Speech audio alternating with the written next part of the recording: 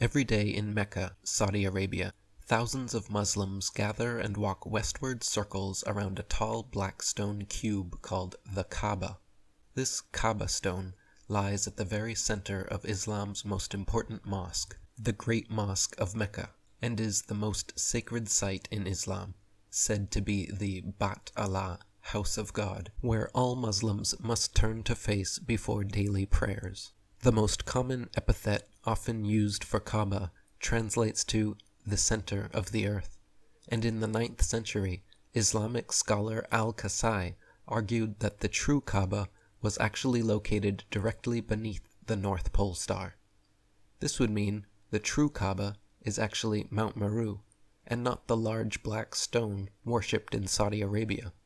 This would mean that every day thousands of Muslims walk westward circles around Kaaba, just like every night thousands of stars rotate westward circles around Mount Meru. This would mean that just like the ancient Chinese and Greeks would face north before commencing prayer, that Muslims too are meant to be facing the North Pole, rather than Saudi Arabia. Many legends of Mount Meru claim it to be a mountain composed of black magnetite stone, Mercator's Rupis nigra, surrounded by 4 directional rivers and islands, and this is again echoed symbolically by the black stone 4-sided cube at Mecca. Why does this black cube in Mecca so perfectly mirror the ancient myths of Mount Meru? Could this man-made construction in Saudi Arabia be usurping the placement of the true House of God at the North Pole? Chet Van Duzer wrote, "Many sacred centers are aligned to the 4 cardinal directions. The purple Forbidden City has 4 gates opening out to the 4 cardinal directions. The throne room of the royal palace of King Minden, a perfect square oriented to the cardinal directions, was in the middle of Mandalay, which is thought to be the center of Burma, and hence of creation. Above the throne room rose a gold-plated 7-story, 256-foot tower of Pyathat, which was thought to funnel the wisdom of the universe to the king in its center. The great temple Tenochtitlan, now Mexico City, was at the center of the island, the first spot colonized, and the spot where the eagle eating the serpent on the cactus was seen, and the sacred precinct had gates in the 4 directions. And many other examples of sacred centers oriented to the cardinal directions come to mind, not least the Garden of Eden with its 4 streams. The city of Beijing is known as the pivot of the 4 quarters, and the sacred center of the city, the Forbidden City, is more precisely known as the Purple Forbidden City, purple being the symbolic color of the North Star, and the designation Purple Forbidden City thus signifying that the emperor's residence is the center of the world. Where is the center of the world? Is it the Omphalos in the adytum of Apollo's temple at Delphi? The navel of the world pillar in the Catholicon of the Church of the Holy Sepulchre in Jerusalem? The temple of Medyamashravan, the Lord of the Center, in the holy city of Benares, India? Easter Island in the South Pacific, whose ancient name, Topito o Tehenoa, means the navel of the world? The stone marking Kilometer Zero on the Ile de la Cité, Paris, just in front of Notre Dame? The Kanrodai Pillar at the Tenrikyo main sanctuary in Tenri, Japan? The monument at El Mitad del Mundo, 22 kilometers north of Quito, Ecuador? Lake Poso in the center of the island of Sulawesi, Indonesia? The pivot of the earth and heavens, and the spot where a rope once joined the 2? It is, of course, impossible for these pillars, temples, and churches to all be the centers of the world, which only further proves the point that none of them are authentic, and they are each merely symbolic representations. The one and only true center point of all creation, the navel of both the heavens and earth, is undeniably the North Pole. But by giving us all these symbolic facsimiles and by turning Earth into a gigantic tilting sphere spun around the sun, the North Pole has effectively been nullified in the minds of the masses as being the true, natural, sacred center of the universe. Ritual reverential circumambulation, like that of the Muslims around Kaaba, is a practice found in many cultures throughout history. Hindus in India plant sacred tulasi shrubs in their courtyards, with ample space around for reverential circumambulation, known as domestic pradakshina. They repeat this perambulation 108 times while reciting the 108 names of Vishnu, keeping their right shoulder turned towards the plant, mimicking the revolution of the celestial bodies around Polaris. Similarly, at Vishnu temples, devotees walk circles around the outside, either 7 or 108 times, always keeping their right shoulder towards it. Buddhists in Sri Lanka circumambulate their Dagoba shrines the same way. The sacred Adi Granth, the Sikh Bible, is kept at the Golden Temple of Amritsar, where devotees perform ritual reverential circumambulation around the sanctuary that houses the book, 3, 5, or 7 times. Christian bishops, when consecrating a church, make 3 circuits around the building, sprinkling holy water, and priests perambulate the altar, incensing it while reciting a prayer, which includes mention of this circular worship, Circumdato alter dum Domine. Several initiation rituals of the Freemasons include circumambulation around central-placed shrines. The stringing of lights around a Christmas tree, topped with a star, is another example of this tradition, mimicking the luminary's revolution around Polaris, and the reason a godlike figure, Santa Claus, resides at the North Pole.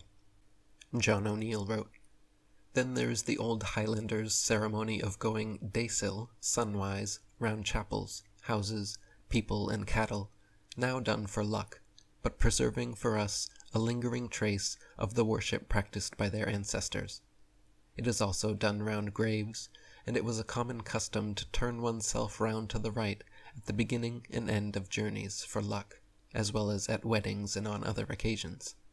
The turn round 3 times and catch who you may of children's games will here occur to anyone, and the catching may hang on to the practice of securing a victim for human sacrifice pointed to in the Welsh stampede after the quenching of the Halloween bonfires to the cry of 'The cuddy black sow catch the hindmost.' Just our own 'devil take the hindmost,' to turn the reverse way, to the left, still well known in Scotland by the expressive term 'wither shins,' is evil and unlucky. Witches dance that way, and it is like the Bible upside down. The Lapp or Sami people of Scandinavia tell a folktale about a man who disappeared in the wintertime.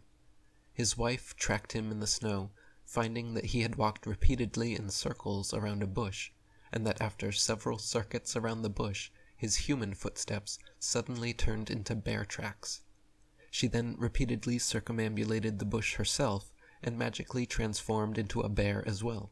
When she finally found her husband in a nearby cave, he was sorrowful, and lamented that now he was prophesied to be murdered by his own son, but warned her that if she jumped into his empty skin as soon as he was flayed, she would and did magically recover her human form. This folktale preserves the tradition of polar, stellar, Ursa Major, Great Bear worship, and the perambulation of a sacred tree in the far north. John O'Neill wrote, "The dance of stars was an ancient classic idea in Greece and Rome. Plato spoke of the turnings and dances of the stars. Manilius too used the words signoramique chorus, which are to be understood as the dance of the signs or constellations, and which is like the Zoroastrians calling the Great Bear the leader of the stars in the north. The word chorus seems originally to have meant a round dance. According to Eratos, the 2 other stars next to Polaris in the little bear's tail were called the dancers." The idea of the dance of the stars has survived in modern popular culture with the long-running hit television show Dancing with the Stars, but the concept was far more prevalent in ancient times. The traditional European maypole dance, for example, features a central tree or pillar topped with a cross and 2 equal-sized circles on either side representing the sun and moon. Dancers circle around the maypole holding long colorful streamers, which wrap and weave around the central pillar, causing the dancers to narrow their circles. The pillar is Polaris at the pole. The dancers represent the fixed and wandering stars, while the spiraling streamers show the paths of the sun and moon over and around the earth. During this summer celebration, like the ever-narrowing spiraling streamers, the sun has actually just narrowed its spiral path from its greatest southern extent at the Tropic of Capricorn during December winter solstice, and fast approaches its arrival at the northern Tropic of Cancer during the upcoming summer solstice. In fact, originally and still today in many countries, the Maypole dance is not performed in May at all, but rather on June 21st, the very day the sun reaches its northernmost peak. The Sufi Muslim sect known as the Mevlevi order, or the Whirling Dervishes, have also preserved a form of polar worship with their circular dance, which is said to represent the harmonious movement of the universe. The dervishes wear a conical cap directed to the zenith, point their right hand to heaven and their left to earth, and then spin circles in place, causing their robes to flare out, making another conical circle around them, all while internally incessantly intoning the name of God, Allah. The founder of the Mevlevi himself wrote that, "He who is above all combination, all distinction, is a tree without branches or trunk or roots to which the mind can be attached." This references a concept found all over the ancient world regarding a macrocosmic and microcosmic world tree, what the Norse called Yggdrasil, the Germans called Irminsul, the Hindu Jambutweep, the Taoist paradisical tongue tree, the Buddhist Bodhi tree of wisdom, the giant tree of the Finnish Kalevala, the Celtic golden apple tree of Avalon, the Egyptian tree of life, and the tree at the center of the biblical Garden of Eden.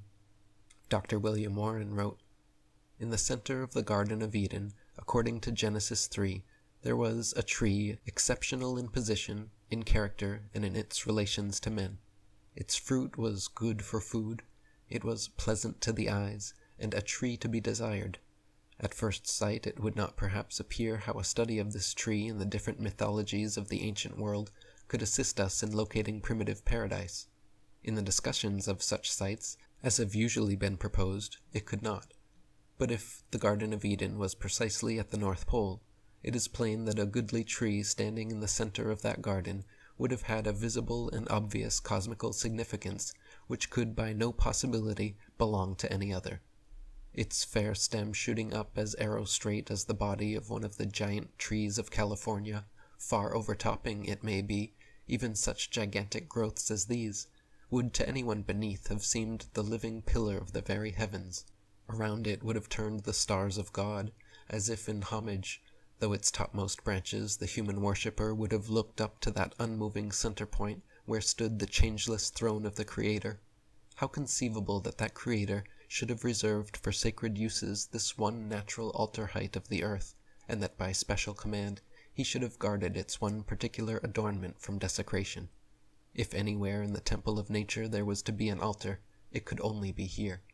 That it was here finds a fresh and unexpected confirmation in the singular agreement of many ancient religions and mythologies in associating their paradise tree with the axis of the world, or otherwise, with equal unmistakableness, locating it at the Arctic pole of the earth.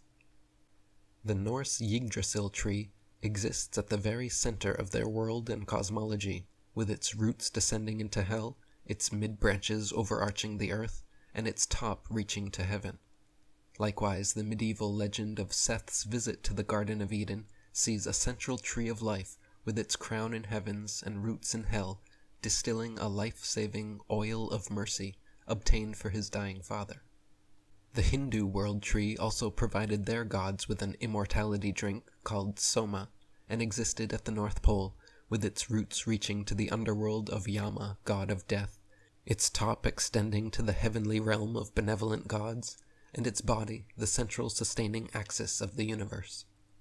The Mayan world tree similarly was called Yaxchilcab, which means the first tree of the world, and was a gigantic central cosmic ceiba tree with its trunk planted on earth, reaching straight upwards through circular holes made in 7 heavenly celestial planes, that souls of the dead ascend according to merit.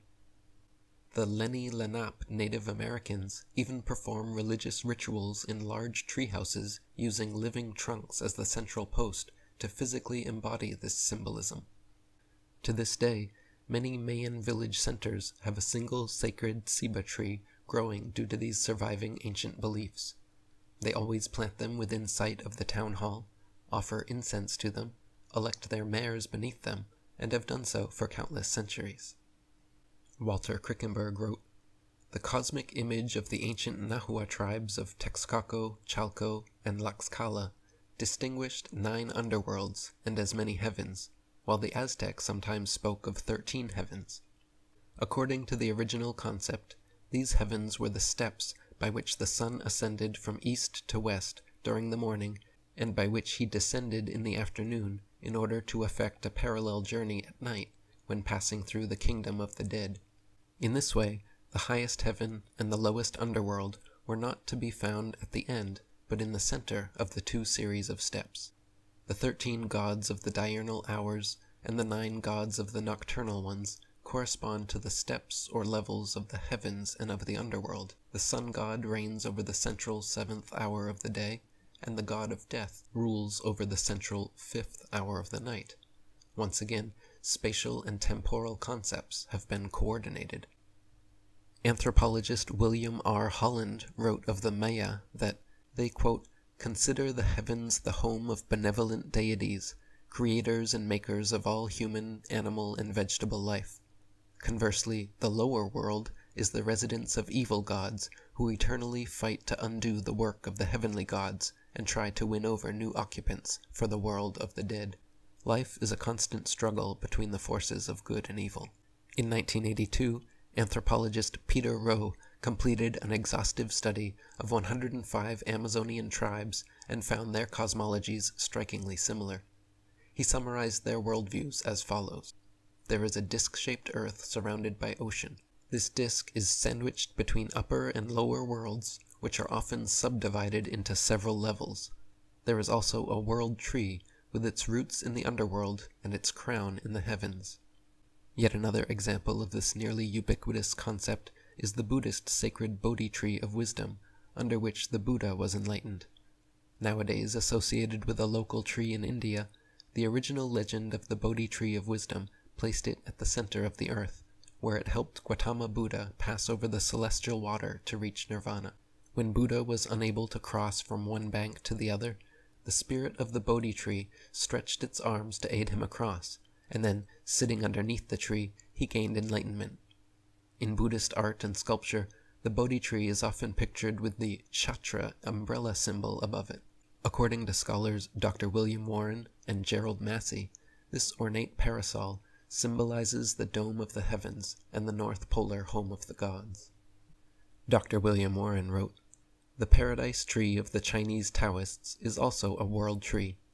It is found in the center of the enchanting garden of the gods on the summit of the polar Kunlun. Its name is Tong, and its location is further denned by the expression that it grows hard by the closed gate of heaven. As in many of the ancient religions, the mount on which after the flood the ark rested was considered the same as that from which in the beginning the first man came forth. It is not strange to find the tree on top of the mountain of paradise remembered in some of the legends of the deluge. In the Taoist legend, it seems to take the place of the ark. Thus we are told that one extraordinary antediluvian saved his life by climbing up a mountain, and there and then, in the manner of birds plaiting a nest, he passed his days on a tree, whilst all the country below him was one sheet of water. He afterwards lived to a very old age, and could testify to his late posterity that a whole race of human beings had been swept from the face of the earth. It is at least suggestive to find this same idea of salvation from a universal deluge by means of a miraculous tree growing on the top of the divine mountain of the north among the Navajo Indians of our own country. Speaking of the men of the world before our own, and of the warning they had received of the approaching flood, their legends go on. Then they took soil from all the 4 corner mountains of the world, and placed it on top of the mountain that stood in the north, and thither they all went, including the people of the mountains, the salt women, and such animals as then lived in the third world.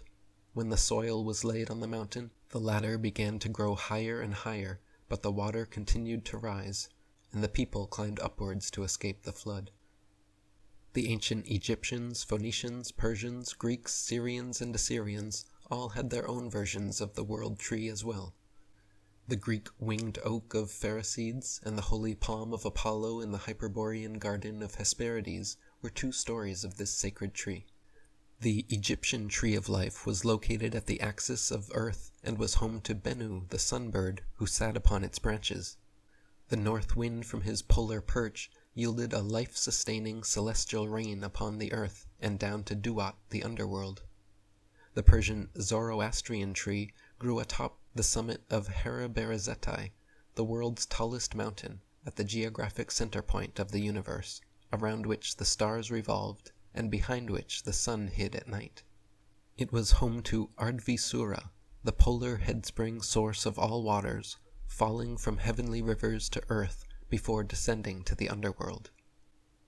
Dr. William Warren wrote, "In our interpretation, the original river is from the sky.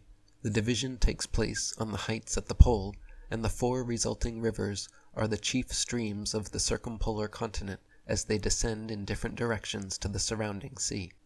Does such a view find any support in the traditions of the ancient world? That it does will be clear to anyone who has carefully read thus far. Let us take the rivers of the Persian cradle of the race. Where do they rise? If the investigator of this question have made no previous studies in comparative sacred hydrography, he will be surprised to find that in Persian thought, not only the paradise rivers, but also all the rivers of the whole earth, have but one headspring and but one place of discharge. This headspring is the Ardvisura, situated in heaven, the heaven of the pole. This heavenly fountain, says Hogue, summarizing the contents of the Abanyasht, has 1,000 springs and 1,000 canals, each of them 40 days' journey long. Thence a channel goes through all the 7 Keshvares, or regions of the earth, conveying everywhere pure celestial waters. These concepts of celestial rainfall and heavenly rivers are found concurrent with most world tree myths. In the Mexican version, Tlaloc, the god of water, lives atop the world's tallest mountain, whence all the earth's rains and streams come. In the Indian version, the heaven spring Ganga falls upon Mount Meru, first watering the land of gods at the pole, then flowing outwards towards the cardinal points from 4 main rivers into the Arctic Ocean. The Hindu epic Mahabharata says the headspring exists in the highest heaven of Vishnu, high above the highest star Dhruva, Polaris. During their descent, the waters first wash Dhruva, then the 7 rishis, the Great Bear, and then fall atop Mount Meru, where the heavenly Ganga River divides into 4 mighty rivers, flowing in opposite directions, and feeds the world's oceans. John O'Neill wrote, "And all this lays bare for us the origin of the Iranian and Hindu holiness of water. River water is everywhere throughout India held to be instinct with divinity," says Sir Monier Williams. Among primeval peoples, who observed the connection between the rains and the springs and watercourses, which were manifestly swelled by them, all waters became of supernal origin, the gift of the heavens god.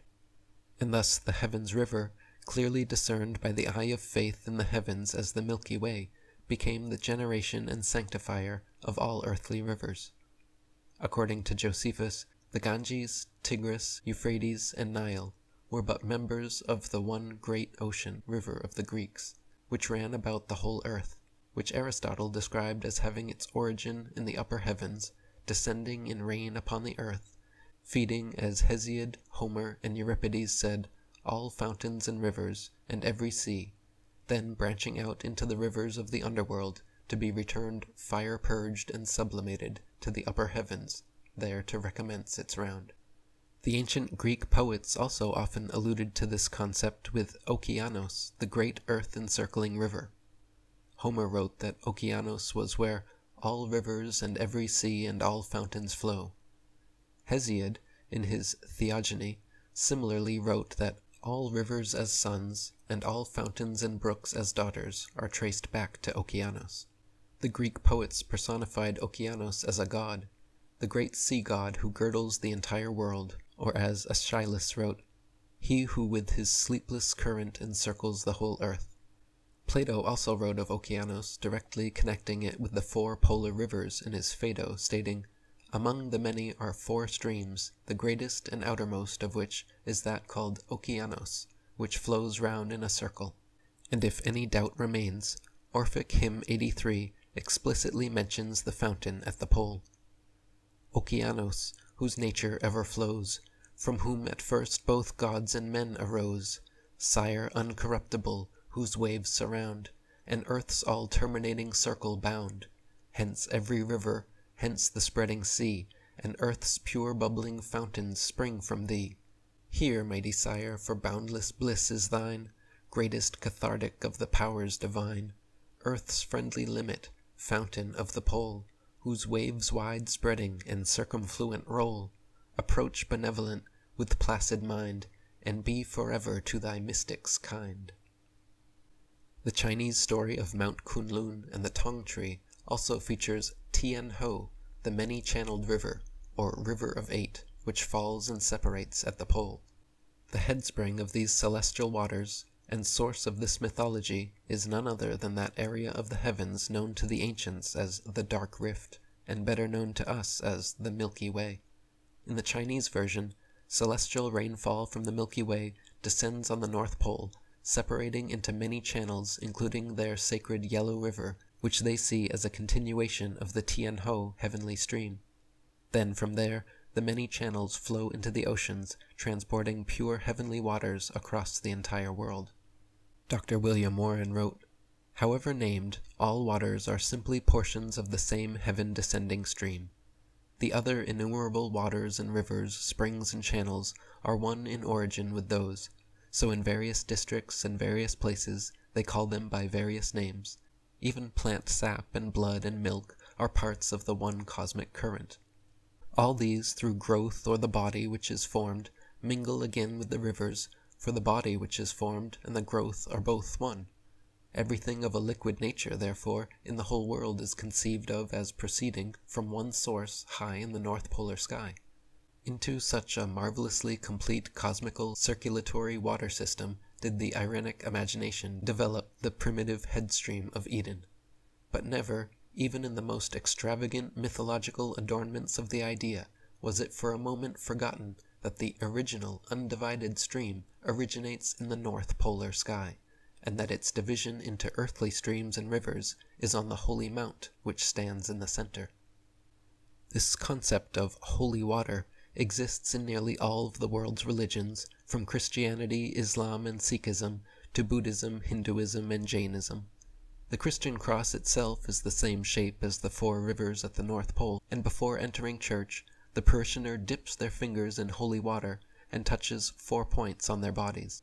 To bless the water, the priest first makes the sign of the cross over the basin, touches the surface with the palm of his hand, and says, "I bless thee, creature of water, by the God that made thee issue from the earthly paradise in 4 rivers."